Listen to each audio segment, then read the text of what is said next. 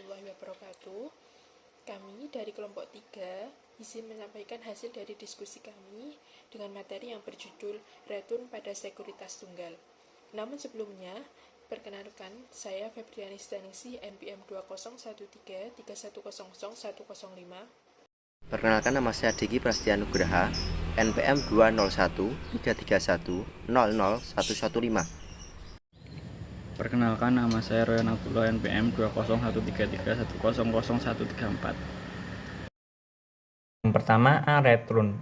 Return merupakan salah satu faktor yang memotivasi investor berinvestasi dan juga merupakan imbalan atau keberanian investor menanggung resiko atas investasi yang dilakukan. Dengan kata lain, return adalah hasil yang diperoleh dari investasi saham yang kita lakukan dengan pembagian saham dalam bentuk persentase, di mana kita mengharapkan return dari investasi itu, sehingga menghasilkan return yang sesuai dengan harapan kita di suatu investasi, atau nilai yang didapat baik bertambah atau berkurang karena investasi dalam sebuah waktu tertentu, sehingga return bisa diekspresikan dalam wujud nilai uang yang didapatkan dari periode waktu investasi tertentu.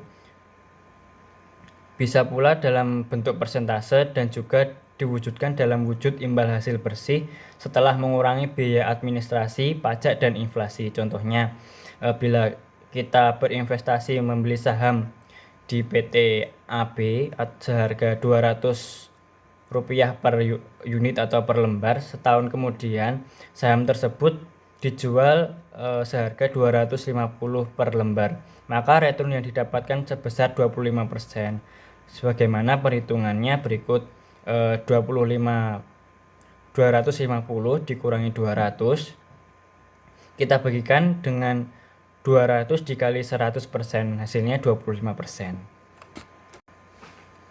Investasi terdiri dari dua komponen utama atau yang terpenting adalah yield dan capital gain atau loss. Yield merupakan komponen return yang mencerminkan aliran kas atau pendapatan yang diperoleh secara periodik dari suatu investasi. Sedangkan untuk komponen yield ini adalah persentase kas yang didapatkan dari investor secara berkala terhadap sebuah investasi. Contohnya dari komponen ini adalah bunga obligasi, bunga deposito, dividen, dan sebagainya. Untuk capital gain atau loss, komponen return yang merupakan kenaikan harga suatu surat berharga, bisa saham maupun surat hutang jangka panjang, yang diberikan keuntungan atau kerugian bagi investor.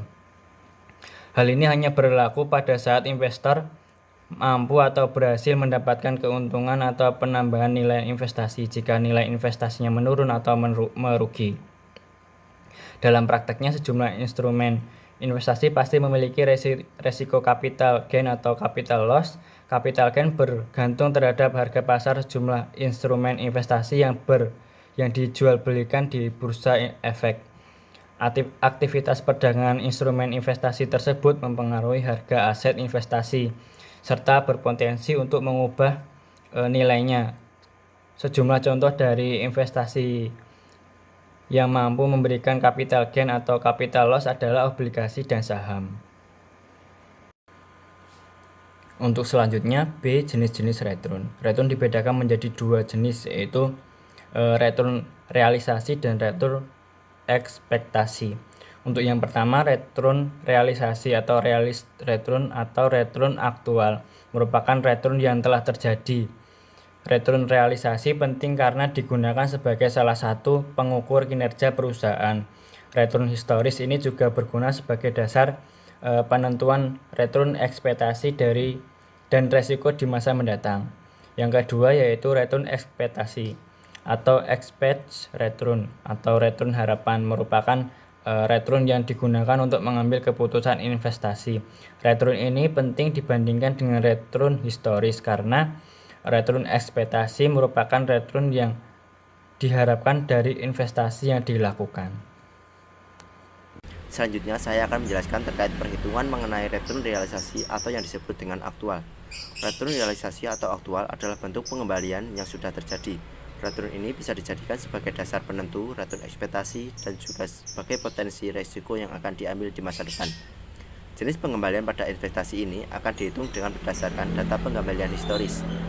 Return realisasi ini sangat penting karena bisa digunakan untuk menilai performa perusahaan dan menjadi indikator dalam menilai return ekspektasi di masa depan.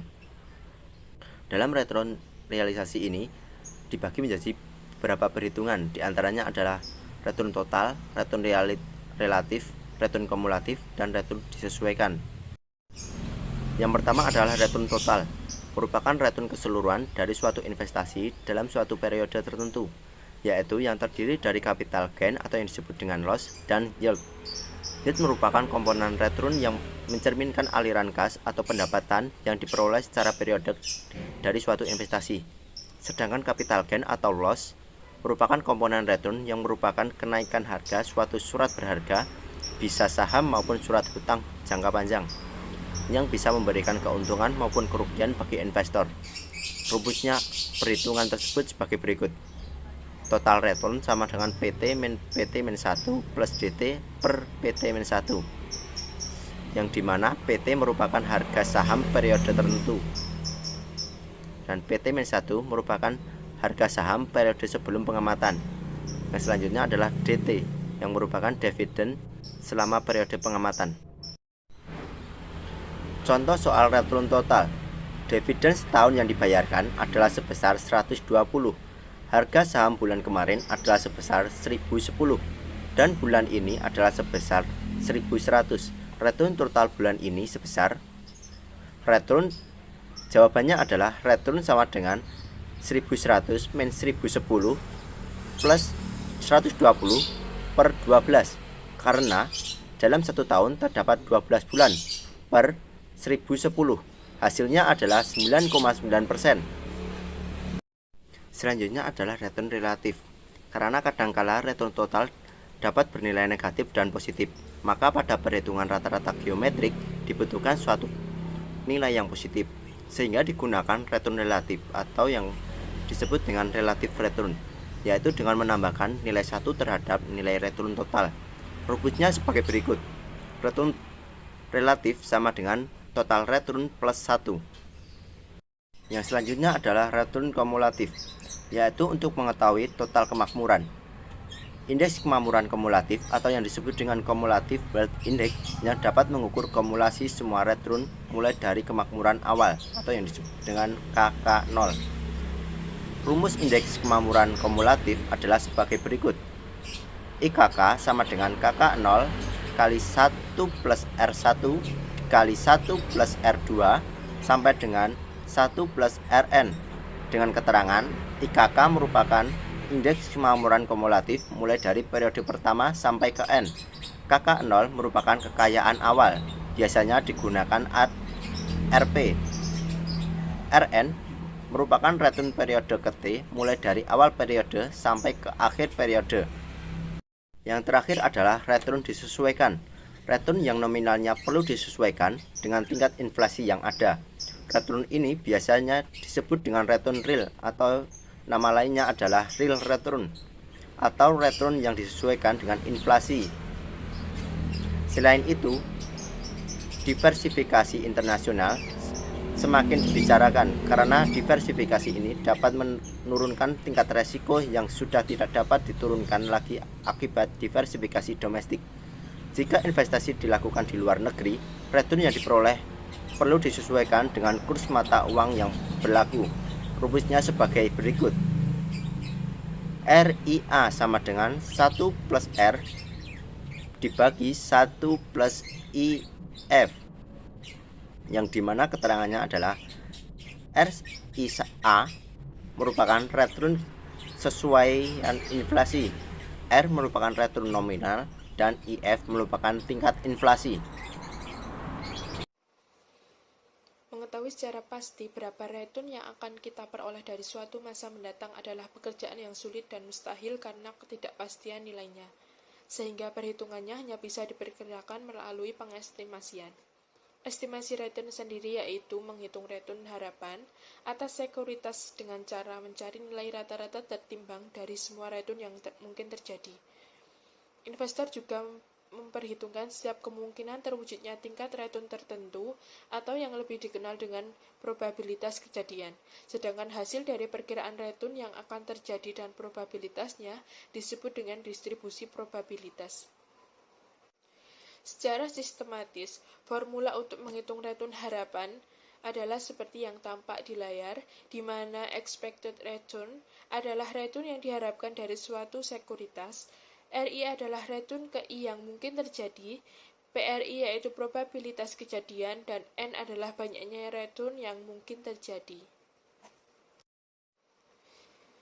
Berikut ini adalah contoh mengenai return harapan dari suatu sekuritas ABC yang memiliki skenario kondisi ekonomi seperti yang ada di tabel. Kondisi ekonomi kuat, probabilitasnya 0,30 dan hasil masa depan atau returnnya yaitu 0,20. Kondisi ekonomi sedang, probabilitasnya 0,40, hasil masa depannya 0,15. Dan kondisi ekonomi resesi, probabilitasnya 0,30, hasil masa depan atau returnnya 0,10.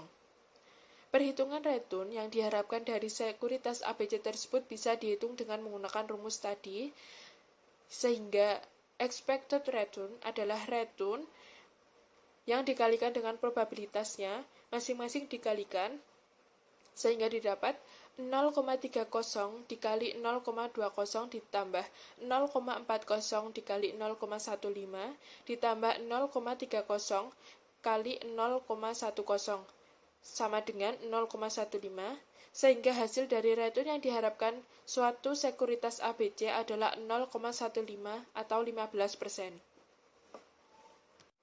Selain menggunakan perhitungan tadi, estimasi return yang diharapkan juga bisa dilakukan dengan menghitung rata-rata return, baik secara aritmetik atau arithmetic mean dan rata-rata geometrik atau geometric mean.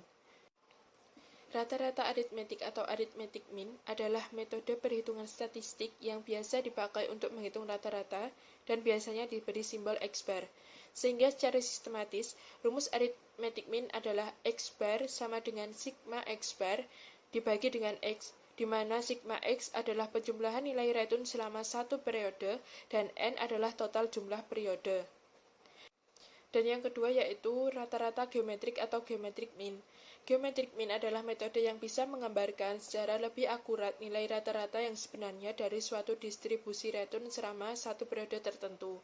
Secara sistematis, rumus geometric mean adalah seperti yang ada di layar, di mana Rn adalah return relatif pada periode N. Return relatif diperoleh dari penjumlahan 1,0 terhadap return. Penambahan nilai ini berguna untuk menghilangkan nilai negatif dalam perhitungan geometric mean. Contoh perhitungannya, misal aset ABC selama 5 tahun memberikan return berturut-turut sebagai berikut seperti yang ada di dalam tabel. Tahun 1995, tingkat return 15,25, return relatifnya 1,1525. Tahun 1996, tingkat returnnya 20,35, return relatifnya 1,2035. Tahun 1997, tingkat returnnya negatif 17,50, return relatifnya 0,8250. Tahun 1998, tingkat returnnya yaitu negatif 10,75, return relatifnya yaitu 0,8925. Tahun 1999, tingkat returnnya 15,40 dan return relatifnya yaitu 1,1540. Perhitungan return menggunakan metode arithmetic mean adalah X bar sama dengan 15,25 ditambah 20,35 ditambah negatif 17,50 ditambah negatif 10,75 ditambah 15,40 dibagi dengan N yaitu banyaknya tahun sama dengan 5, X bar sama dengan 22,75 dibagi 5 sama dengan 4,55%. Sehingga hasil dari return pada aset ABC selama 5 tahun menggunakan metode arithmetic mean adalah 4,55%. Sedangkan perhitungan return menggunakan metode geometric mean adalah geometric mean sama dengan 1 ditambah 0,1525 dikali 1 ditambah 0,2035 dikali 1 min 0,1750 dikali 1 min 0,1075 dikali 1 plus 0,1540 pangkat 1 per 5 min 1 sama dengan 1,1525 dikali 1,2035 dikali 0,8250 dikali 0,8925 dikali 1,1540 pangkat 1 per 5 min 1 sama dengan 1,1786 pangkat 1 per 5 min 1 sama dengan 1,0334 min 1 dan hasilnya 0,334 atau 3,334%. Jadi hasil retun menggunakan metode geometric mean pada aset ABC selama 5 tahun adalah 3,34. Dari perbandingan perhitungan kedua metode tersebut, hasil perhitungan retun dengan menggunakan geometric mean akan lebih kecil daripada hasil perhitungan metode arithmetic mean. Hal itu disebabkan karena pada dasarnya perhitungan geometric mean adalah perhitungan yang bersifat pelipat gandaan dari aliran retun selama periode tertentu. Perhitungan seperti ini memang menghasilkan nilai yang lebih kecil karena metode ini merefleksikan variabilitas retun dalam suatu periode tertentu. Perbedaan mengenai kapan kita menggunakan geometric mean maupun arithmetic mean adalah ketika menghitung tingkat perubahan aliran retun pada periode yang bersifat serial dan kumulatif, misalnya 5 atau 10 tahun berturut-turut, sebaiknya menggunakan geometric mean, sedangkan arithmetic mean akan lebih baik dipakai untuk menghitung nilai rata-rata aliran yang tidak kumulatif. Sekian hasil diskusi dari kelompok 3. Wassalamualaikum warahmatullahi wabarakatuh.